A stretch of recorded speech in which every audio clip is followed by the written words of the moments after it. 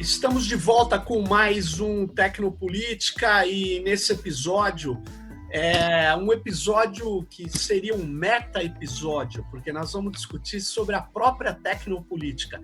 E para fazer isso, eu estou aqui com um ativista e professor da Universidade Federal de São Paulo, Henrique Parra. Obrigado, Henrique, por estar aqui com a gente. O Henrique é coordenador do laboratório de política e tecnologia, o Pimenta Lab. É isso, né, Henrique? Bem-vindo. Isso, Sérgio. Valeu aí pelo convite. Legal. Então, vamos começar direto aqui com a questão importante, a questão inspiradora desse próprio podcast, que é o seguinte: o que é, na sua concepção, Henrique, a tecnopolítica? Como é que você define a tecnopolítica? Oi, Sérgio. A tecnopolítica, eu gosto de pensá-la por dois caminhos, não é? Tanto a construção política das tecnologias, ou como que as tecnologias são construídas e têm inscrições, né, de ordem política, econômica, social, como também os efeitos políticos da própria tecnologia. Originalmente, o termo tecnopolítica, a gente se depara, né, com ele começa a entrar muito em circulação a partir da expansão, né, das tecnologias digitais. Então, ele talvez seja primeiro mobilizado aí, né, quando a gente observa as práticas de ciberativismo, de ciberpolítica, de ativismo através das tecnologias digitais. Porém, eu gosto de pensar a tecnopolítica no sentido mais ampliado, né, podendo abarcar aí, né, um conjunto de arranjos tecnológicos, de arranjos sociotécnicos que organizam cada vez mais a nossa vida, né? Então, nesse sentido, para mim, a tecnopolítica ela não diz respeito exclusivamente às tecnologias de comunicação digital, mas se aplica também à forma como diversos arranjos sociotécnicos, diversas tecnologias presentes na nossa vida cotidiana têm uma agência, têm uma influência na forma como nós vivemos. Então, nessa perspectiva, a gente pode inserir aí, né, tanto a maneira como os sistemas de eletricidade, distribuição de água, a organização da arquitetura das cidades, tem, digamos, uma dimensão tecnopolítica, né? E, Henrique, como é que você combina essa sua definição com, por exemplo, a questão da ciberpolítica, da cibercultura, por exemplo? Então, a ciberpolítica ela é uma expressão da tecnopolítica, né? Então, e aí, dentro das práticas que a gente reconhece como, que possa talvez chamar de ciberpolítica, existe uma infinidade de expressões, práticas que estão relacionadas à ação política mediada através das tecnologias de informação digital. Então, as ideias e práticas de participação democrática através da internet, a própria ideia de democracia digital, as diversas formas de consulta, participação, de elaboração de legislação, de organização política através das tecnologias digitais, para mim, estão nesse campo da ciberpolítica e são, portanto, também uma expressão dessa noção mais ampla de tecnopolítica. Quer dizer, essa tua definição de ciberpolítica, ela poderia também estar colocada como uma política digital, pelo que eu entendi. Você Sim. trabalha não diferenciadamente, tem pesquisadores que diferenciam uma coisa da outra. Você coloca a ciberpolítica e a política digital como algo que são expressões dessa tecnopolítica que é maior que isso. Sim.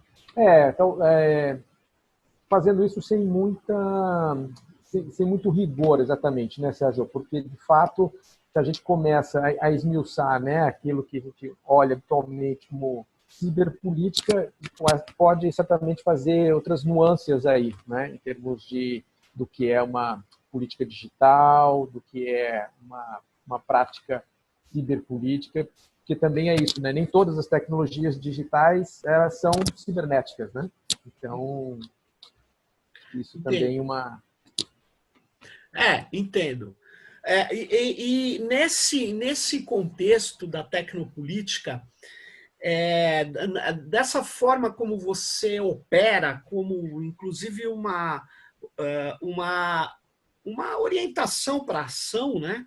Você acha possível combinar, por exemplo, tecnologias das comunidades tradicionais com tecnologias de uma cultura hacker, por exemplo?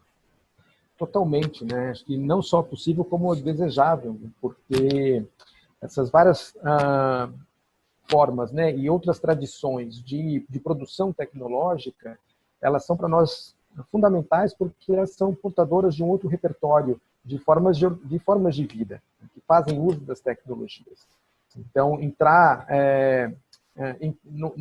fazer, né, formas de produção junto a essas comunidades diversas, né, que têm invenções tecnológicas bastante sofisticadas, é muito importante porque amplia, né, um pouco aquilo que a gente tem quase como uma segunda natureza, né, do que são as nossas tecnologias. Então, e acho que é a partir desse contato que a gente também reconhece muitas vezes essa dimensão política das tecnologias que nós estamos utilizando, né? Então, esse encontro é muito Interessante. frutífero. Porque eu estava lendo um livro muito pequeno, que na verdade é uma coletânea de artigos, falas, do Ailton Krenak, que é, se eu não me engano, Ideias para Adiar o Fim do Mundo, né?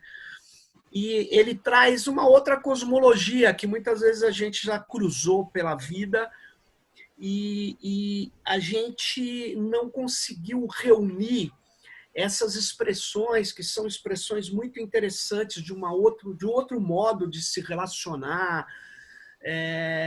de viver, como você estava dizendo, né? A gente não consegue trazer isso muitas vezes para o nosso cotidiano, né? Porque o nosso cotidiano ele é comandado pela economia, pelo capital, né? Eu sei que não é só isso, mas é mais difícil, né? Você trazer essas possibilidades, mas eu acho que elas, como você havia dito, mais ou menos pelo que eu entendi nesse sentido, elas são emancipadoras, né? Você trabalhar essas possibilidades. A tecnologia traz cosmovisões também, né? Não é à toa que quando a gente passa a usar algum desses dispositivos, a gente tem uma sensação de uma aceleração, de uma intensificação das atividades que a gente faz, quer dizer, inclusive a relação nossa com o tempo e espaço se modifica. Então, fazer o uso, né, de outros arranjos tecnológicos para que a gente possa engendrar outras formas de vida, nos coloca o desafio de repensar o uso das tecnologias que a gente tem disponível. Né? Agora, Henrique, como é que você vê a crítica, por exemplo, do Morozov, que ele diz que quando a gente busca essas saídas tecnológicas, nós estaríamos, na verdade, nos iludindo quase isso, né? A gente passa a acreditar em dispositivos e muitas vezes nós passamos a ser capturados por não pelos dispositivos só, né, mas pelas corporações que os organizaram, né, os que os construíram, né? Como que você vê essa crítica do Morozov? Eu acho que a tecnologia, a tecnopolítica, né, eu acho que ela permite a gente interrogar a forma muito inocente em que essa proposição é colocada, né, Sérgio? Então, interrogar a ideia de que as tecnologias elas são instrumentos ou ferramentas que oferecem soluções para muitos dos problemas que nós temos, parte de uma ideia muito simples de que, né, de que as tecnologias são ferramentas neutras, né, e que podem ser adotadas aí em diferentes contextos. Quando acho que a proposição do Morozov, e aí se a gente colocar em diálogo, né, com a intervenção aí do Krenak, né, que elas estão apontando é que as formas tecnológicas, elas são portadoras de formas de mundo, né? Então, por isso que é legal a gente relacionar a tecnologia com uma cosmovisão, né? A maneira como a forma nossa de produção tecnológica, ela é indissociável da produção de uma certa configuração de mundo, né? Então, se a gente quer fazer uso, né, de tecnologias para solucionar alguns dos problemas que nós temos, a gente precisa pensar também qual é o tipo de mundo que a gente quer produzir. Porque, frequentemente, as tecnologias que a gente propõe para solucionar são as mesmas que estão na gênese desses problemas, né? É como, né, essa é a aposta infinita, né, que é feita, né, e a promessa, né, de que mais tecnologia vai solucionar o problema que a gente tem.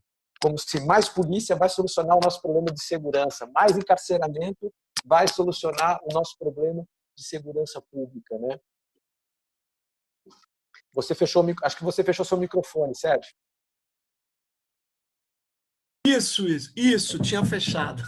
Mas foi bom, porque você acabou colocando as ideias bastante interessantes aqui, né? Mas veja, como é que fica então se essa ideologia californiana, vamos falar assim, lembra do Barbrook, que construiu esse aparato que nós estamos usando, como é que nós podemos reconfigurá-lo? A tecnopolítica acredita em reconfiguração também, né? Porque Sim. senão nós estamos somente aqui reforçando o outro lado, né? Ou melhor, só estamos reforçando as grandes corporações, né? Sim. Não, eu acho que a proposição aí, né, tecnopolítica, ela também permite a gente retomar, né? Então, acho que essa ideia do reclaim, né, das tecnologias, na sua concepção, na sua construção, e para a gente inserir também nas formas de uso, na forma da construção tecnológica, as formas de vida que a gente quer fazer prosperar, né? Então, acho que mesmo aí no ambiente, todas as tecnologias digitais das quais nós fazemos uso, o que a cultura hacker, né, nos apresenta como possibilidade é justamente as formas de apropriação, de ressignificação, de transformação dessas tecnologias em direção a usos mais emancipatórios, críticos, né? Agora, o que a gente tem que observar é a maneira como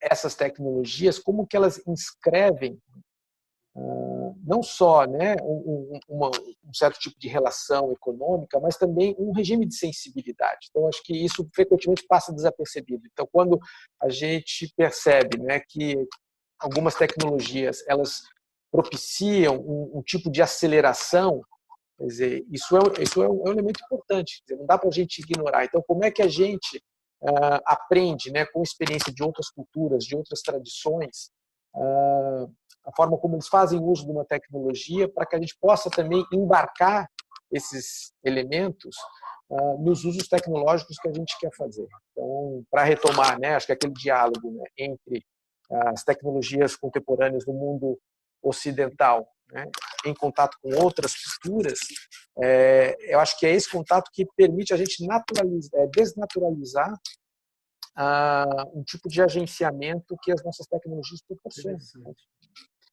Você está me lembrando uma coisa, Henrique, que tem a Van Dijk, que é uma pesquisadora holandesa, né?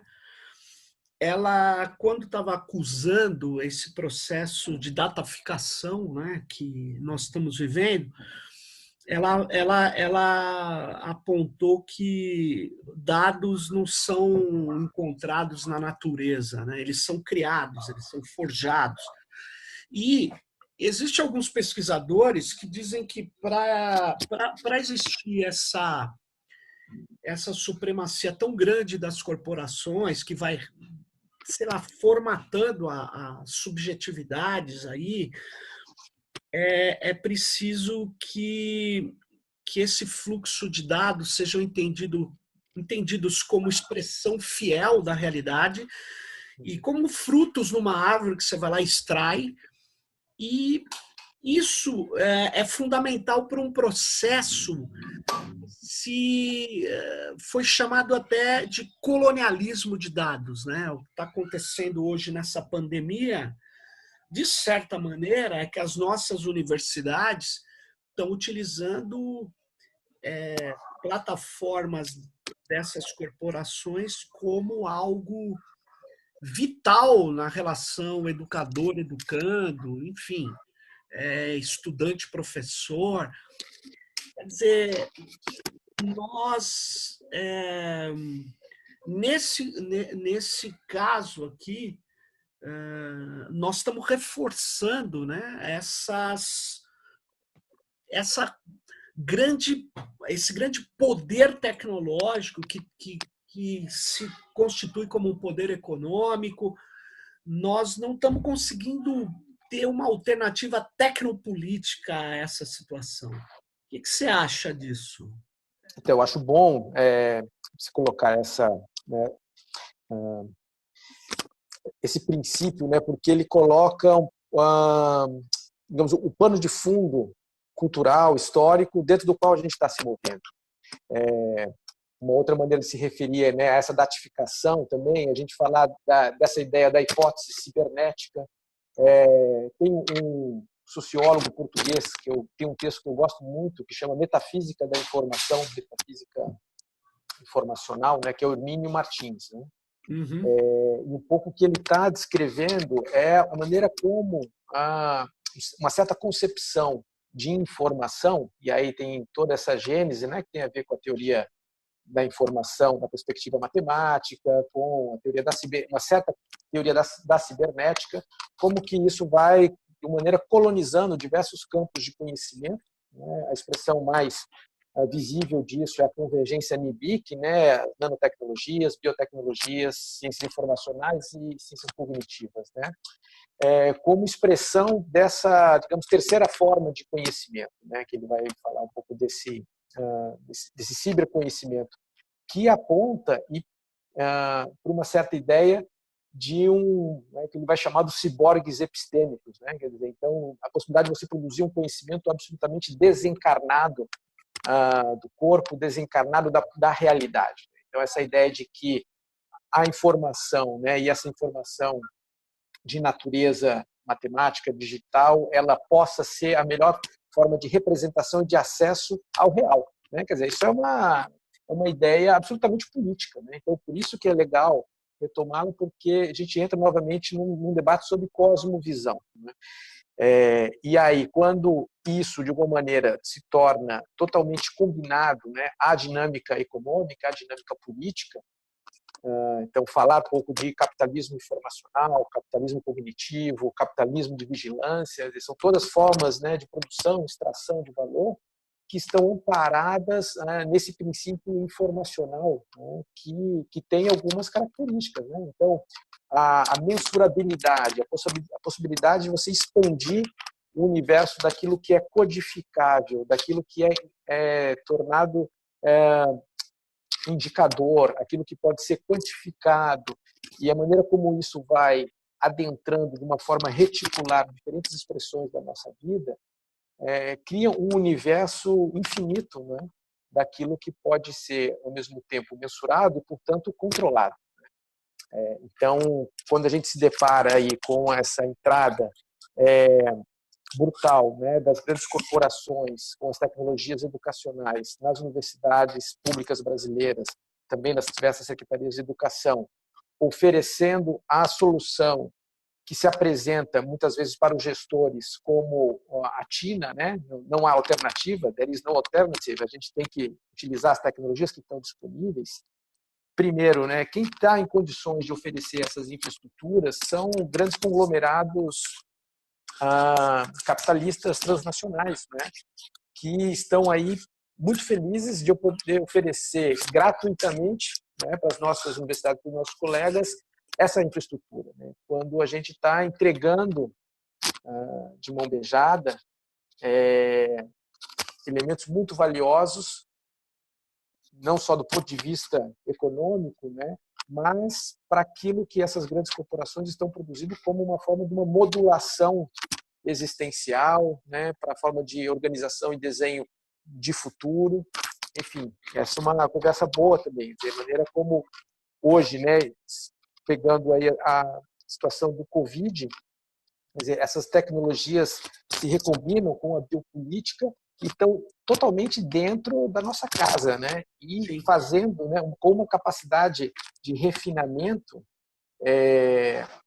entre o meu quarto e o banheiro, né? Então é incrível, né? No caso lá de Hong Kong, como que você, ao instalar o aplicativo, você é solicitado a caminhar por dentro da sua casa para permitir um registro mais acurado desse microdeslocamento que você está fazendo. Então, assim, essa ideia dessa digitalização da nossa vida, dos nossos desejos, daquilo que a gente até imagina, é uma cosmovisão maluca, né?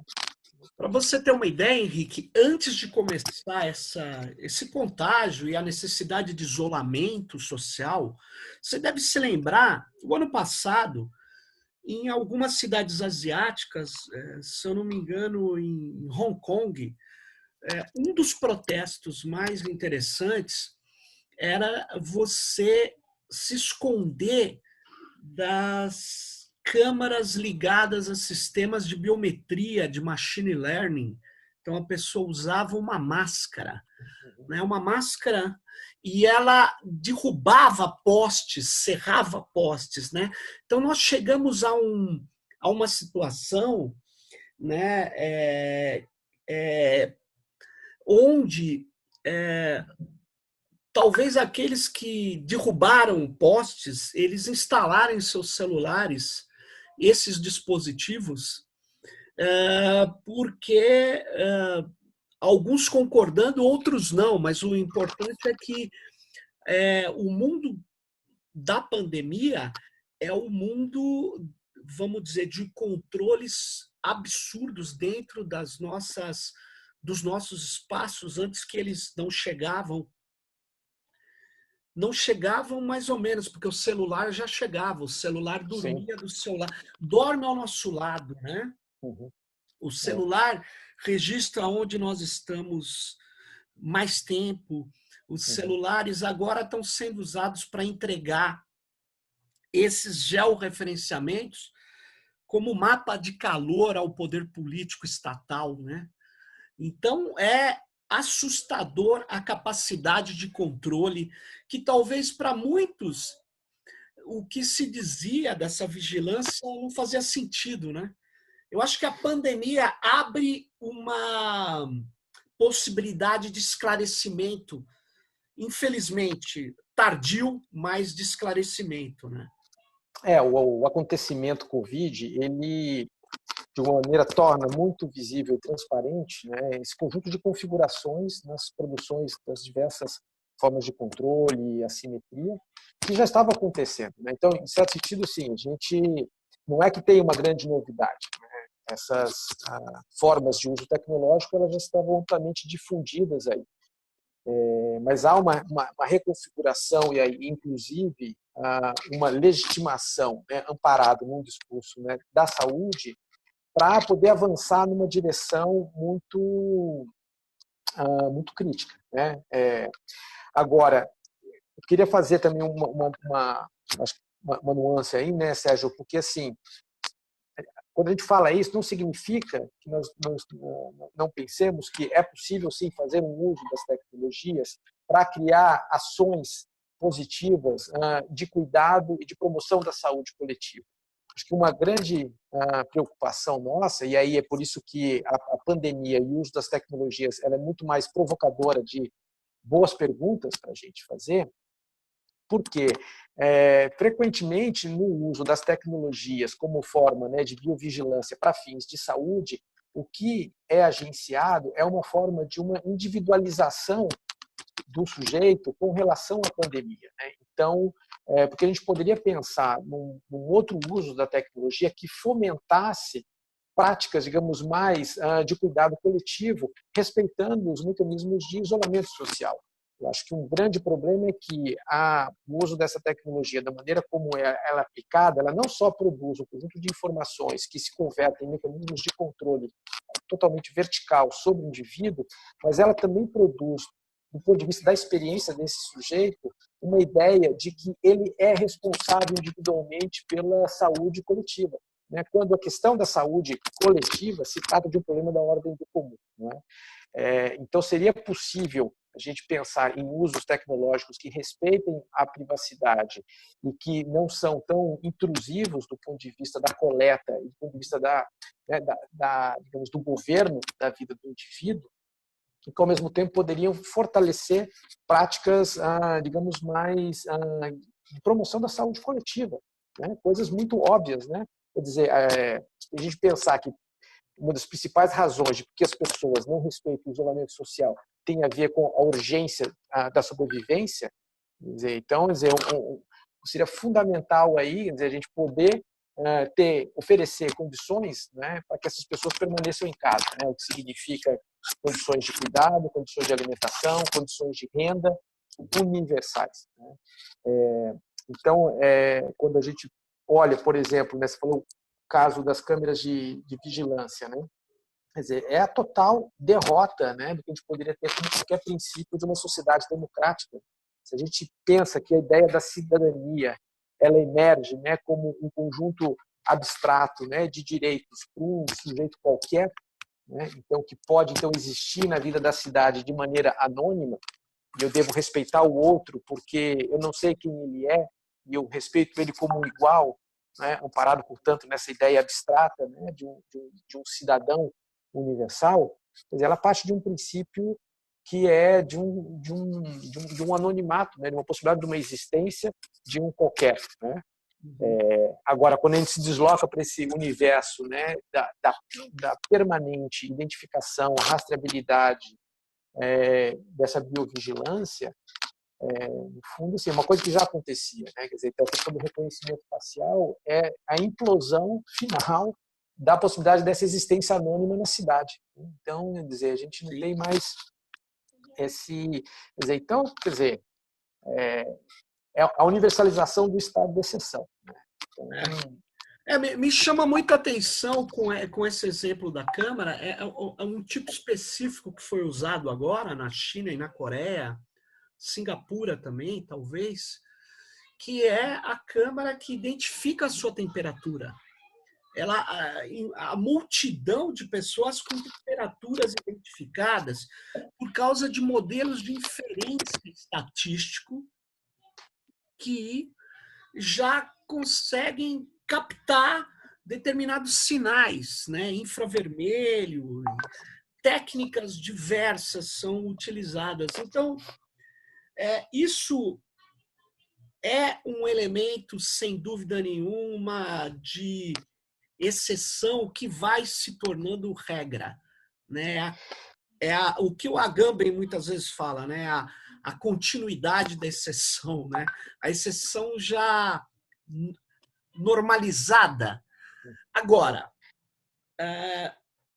você apontou uma questão crucial. Existe a tecnopolítica propositiva do comum, vamos falar assim, a que consegue utilizar esses elementos tecnológicos no sentido coletivo, não para extrair valor privadamente, mas para consolidar o que seria o cuidado coletivo, né?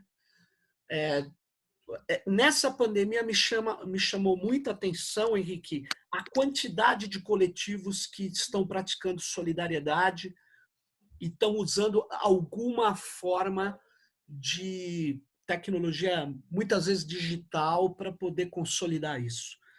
É impressionante a quantidade de makers, hackers, de costureiras, de pessoas que usam diversas tecnologias. Eu vi, inclusive, 2 dentistas que, na falta de uma impressora 3D, elas cortavam e faziam até mais rápido que uma impressora 3D um defensor de face, uma máscara, muito útil na UTI, muito útil para profissionais de saúde. Então, uma explosão de de ações solidárias, né? Uhum. Isso é impressionante. Isso Sim. mostra a força que existe na sociedade, né? Do comum, né? Então, Sérgio, acho que quero entrar nessa conversa e voltando um pouco no ponto anterior, né? Porque a gente estava falando dessas tecnologias de biovigilância e tal, até para a gente chegar nessas formas de colaboração, que eu acho que a atenção aí que se coloca é interessante, é a maneira como o uso dessas tecnologias, como que elas também vão se naturalizando com um tipo de experiência, e no caso nosso, né, quando a gente pensa a adoção das tecnologias de biovigilância para fins de saúde, a produção de um tipo de experiência do sujeito de que, para o cuidado de si, ele precisa fazer uso dessas tecnologias que vão lhe assegurar um tipo de garantia, né? E nessa perspectiva, a relação com o outro, ela se torna uma ameaça. Então, muito assim da utilização do Bluetooth que está sendo proposto agora, né, para que a pessoa possa, por exemplo, entrar no transporte público e manter um certo tipo de distanciamento com potenciais ameaças, né? Então, você imagina, né? Se essa pessoa nunca pegou o ônibus aqui né, na cidade de São Paulo, né? A pessoa que está propondo esse uso de tecnologia, ou nunca pegou o metrô na hora em que as pessoas trabalhadores estão se deslocando. Quer dizer, uma coisa impossível. Então, é dizer, essa ideia, ela instala como experiência social disseminada essa ideia de que seria possível, então, eu me imunizar, eu criar uma barreira imunitária com relação a esse outro que se torna uma ameaça, né? Então, do ponto de vista político, isso é muito perverso, porque é a radical, né, individualização e a ideia de que o outro com o qual eu posso me relacionar é uma ameaça. Então, na direção inversa a isso, né, se a gente pensa que a saúde coletiva, né, ela depende de um indivíduo que se vê como interdependente, que se vê, né, na sua relação com os outros, aí a gente passa a interrogar e experienciar outros usos possíveis da tecnologia, né? Pensar como que, ao perceber a situação de vulnerabilidade como um elemento que é comum. Claro que a vulnerabilidade não é distribuída igualmente. A gente, né, sobretudo numa sociedade ultra estratificada, né, racialmente, economicamente, nas desigualdades de gênero, enfim. Mas a experiência da vulnerabilidade é um elemento que ele é comum nas suas diversas gradações, né? Então, acho que é muito interessante pensar a possibilidade da politização da ideia desse sujeito vulnerável, né? Da ideia desse sujeito que é interdependente, em contraposição né, essa ideia desse indivíduo soberano, que é imune, que não tem dor, não tem medo, enfrenta todas as adversidades para poder trabalhar, né? E só tem uma gripezinha. Quer dizer, essa concepção de humano ela é absurda, ela é o fim da nossa sociedade, né? Então, quando essas outras pessoas trazem essas expressões, né, de uso criativo e coletivo das tecnologias, que, de alguma maneira, propiciam a possibilidade dessa interdependência, né, então a ideia de um risco comum, elas apontam outras formas possíveis de vida, né, em que, mesmo eu estando, né, digamos, numa situação de isolamento, quer dizer, eu não concebo o outro como uma ameaça, né? Eu vejo minha relação com o outro como alguma coisa que amplia a possibilidade nossa de criar saúde coletiva, né? Então, aí, né, a gente pega esses exemplos das inúmeras redes de solidariedade para apoio mútuo, né, que estão se constituindo aí através da internet, as várias práticas colaborativas no campo da produção científica, né? A gente sabe que essa área da produção de fármacos, da produção de tecnologia no campo da saúde, ela é muito dominada por um regime proprietário, por um regime, né, de propriedade intelectual ultra competitivo, e nessas situações a gente vê emergir redes internacionais de colaboração amparadas, né, numa ideia do conhecimento, da ciência como um bem comum, né, como um recurso comum. Sem dúvida. Então, essas formas de colaboração aí, no acesso às infraestruturas, então, iniciativas que reconhecem que a internet é um recurso fundamental, né, para que a gente possa fazer praticamente muitas coisas da nossa vida, né? E nessa situação hoje de isolamento, como é que faz quando, né, uma porcentagem, quase metade da população brasileira depende do acesso via telefone celular com planos pré-pagos, né? Sim. Quer dizer, então, iniciativas de compartilhamento da internet que tem surgido aí é uma iniciativa importante para que as pessoas possam ter acesso a um recurso que deveria já ser um recurso da ordem de um direito fundamental, né, na nossa sociedade Sem tecnológica. dúvida. E você, essa ideia do conhecimento compartilhado, você vê muitas pessoas que nunca pensaram, talvez, que a colaboração é algo fundamental. Pessoas que tinham uma impressora 3D em casa, elas tiveram acesso a planos, a códigos que elas puderam embarcar e ajudar, enquanto a indústria não tinha equipamentos, poder manter os profissionais de saúde abastecidos de alguns tipos de dispositivos, né? Isso foi muito importante graças ao conhecimento aberto. Os tchecos liberaram planos, os italianos, norte-americanos, enfim, as pessoas aqui se reorganizaram, melhoraram.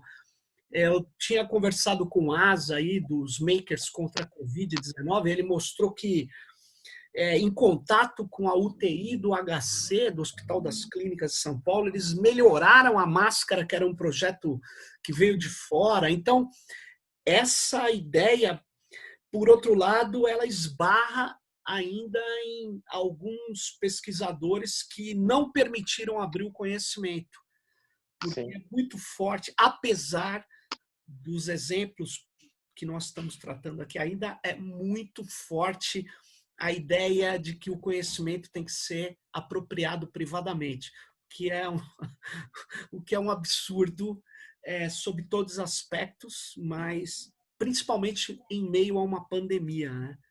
Eu vi E eu acho interessante o primeiro exemplo que você estava falando lá, eu acho que foram aquelas dentistas, né, que criaram também um tipo de máscara, né, uma viseira, né, de proteção com uma solução muito simples, né? Não sei se foi o mesmo exemplo, mas eu vi um caso em que elas usavam uma folha de acetato e uma tiara de cabelo, né? Então, também para a gente recuperar, né, essa ideia da nossa gambiarrologia, né, essa solução que ela convoca, né, portanto, uma outra tradição de pensamento. Então, acho que é legal também a gente comparar, né, esse tipo de solução com um outro tipo de solução de produção de viseira, em que também precisa criar um certo tipo de empreendedorismo, né, para mobilizar uma cadeia produtiva que não é simples, né? Então, eu acho que super valiosa, né, assim, todas essas iniciativas, mas é legal também colocar em contraste para a gente ver como que para cada, né, solução existem milhares de caminhos possíveis e cada caminho ele cria arranjos sociais e tecnológicos absolutamente diferentes, né? Você sabe que tem um maker lá de Santo André que participa do Wikilab, o Emerson. Ele ficava possesso quando a gente falava de impressora 3D, porque de fato a impressora 3D entrou como algo para cobrir um buraco, com o maker querendo ajudar de alguma forma. Ela não é própria para fazer coisas em escala. E ele dizia assim, cara, corta o acetato na mão, faz com... E é mais rápido, é mais barato, vocês são malucos. E ele tem razão. É uma perspectiva tecnopolítica, não desmerecendo nós mesmos estamos fazendo uso de impressora 3D, não desmerecendo esse esforço muito impressionante que ocorreu, mas quando você vê as dentistas, ou mesmo o Emerson, que eu estou relatando, ele foi na essência ali da questão e falou, eu preciso dar uma solução. E eu tenho como dar essa solução mais rápida, mais barata. E é muito legal isso, né? É trazer isso que muitas vezes é chamado de um defeito absurdo, que é a gambiarra, né? Sérgio, mas o que é legal, que eu queria destacar, acho que a potência, né, dessas iniciativas makers aí, que eu fiz esse contraste, porque para a gente pensar um pouco, né, toda, né, as relações que estão envolvidas. Mas quando a gente se depara, né, com uma iniciativa dessa, né, de produção nos espaços makers e tal, o que é muito potente aí, que eu vejo também, além deles de fato conseguirem oferecer soluções e respostas de maneiras muito mais ágeis, né, àquelas que estão disponíveis, é que nesse fazer você de alguma maneira explicita e dá concretude no ponto da experiência a todas, né, essas várias camadas que estão de alguma maneira obscurecidas na produção desse artefato, né? Então, quando ele se depara que, eu preciso ter acesso, né, a esse projeto, o desenho dele deveria estar disponível, existe um bloqueio de propriedade intelectual, quer dizer, qual que é a cadeia de distribuição disso, como que isso chega na cabeça, quer dizer, então, isso evidencia aí, né, um conjunto de coisas que aparentemente são desimportantes, mas que elas são fundamentais nessa reticulação, né, que produz esse mundo. Claro. Então, a potência que se coloca aí também é de que, ao fazer isso, a gente cria, né, uma possibilidade de que essas coisas continuem também no pós-epidemia, porque há um aprendizado e a produção de alianças inesperadas aí. Então, isso é muito legal. Você deu menos de 30 segundos, você fez uma navegação laturniana aí, você trouxe que a tecnologia são redes, né? Você conseguiu mostrar que tem várias coisas envolvidas, né? E essa experiência está esclarecendo isso, e isso pode ser continuado, é interessante. Eu acho que existe uma disputa, viu, Henrique? Não é uma disputa dual, mas é uma disputa, várias forças disputando o que será o pós-pandemia.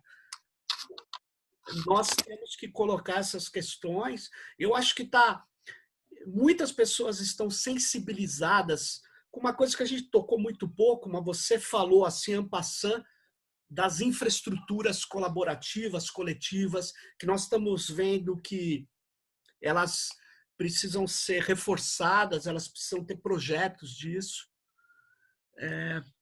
Do contrário, nós vamos ficar na mão de grandes corporações, de infraestruturas de nuvem, essas coisas todas. Eu acho que a gente tem um longo caminho aí, mas vai ser disputa, porque eu já vi um aplicativo do Luciano Huck dando cesta básica. É o patrimonialismo com o neoliberalismo by design, sabe? Sim. Que é uma nova... Quer dizer, olha só, eu não faço uma política pública, ele é contra taxar grandes fortunas, próprio, mas ele é a favor dele não dar, que nem as fundações até são mais rigorosas, elas dão via os movimentos, tal, recursos, não, dá por ele, para um movimento político de clientela. Vai ser uma disputa muito interessante o futuro que vem por aí. Quer dizer, não é o futuro, né? A disputa está acontecendo agora. Sim. Agora. Mas diga. Não, é isso. O essencial, muitas vezes, está nas infraestruturas. Né? Então, qual que é a grande sabedoria, né, das milícias, né? E qual é a grande inteligência na forma de desenvolvimento do controle dessas infraestruturas, a ponto de, em alguns lugares, elas serem indistintas daquilo que é o Estado. Né? Então, a gente parar de falar de Estado paralelo e poder falar, não, são sócios, né? em alguns pontos aí de conexão. Quer dizer, quando você começa a controlar, né, o acesso à comunicação, o acesso cartorial, quando você começa a controlar o acesso à internet, a gás, em certos territórios, quer dizer, você tem um controle da vida. Né? Então, de fato, acho que a gente retomar, né, essa ideia de que é preciso a gente ter controle sobre as infraestruturas que organizam a nossa vida é um passo fundamental, porque hoje é cada vez mais indistinto, né, aquilo que é uma corporação e aquilo que é o Estado na sua ponta ali. Né? De maneira que tudo que foi sendo privatizado, fala, bom, e aí? Né? Então, como que, né, a gente... Essa ideia da retomada, né, assim como, né, os indígenas falam muito da retomada, né, das terras, né, que são da ordem do comum, né, sem o qual, né, essas comunidades não existem. Então, assim, a sua forma de vida é inseparável desse território. Eu acho que a gente também tem que retomar, né, essas infraestruturas que sustentam as nossas formas de vida no seu mais ínfimo e mais íntimo, né? Legal. E que é? Nós já chegamos nos vai e voltas, nos problemas tecnológicos da gravação, da estabilidade das conexões, enfim. Nós vamos ter que terminar aqui, mas nós vamos voltar em breve com mais um Meta Tecnopolítica, a tecnopolítica da tecnopolítica. Eu agradeço muito aí a participação, Henrique. Eu acho que foi muito legal. E é isso aí. Valeu, Sérgio. Valeu. Agradeço também a conversa. Um grande abraço aí. Um abração. E a Tecnopolítica volta em breve. Um abraço. Valeu. Valeu.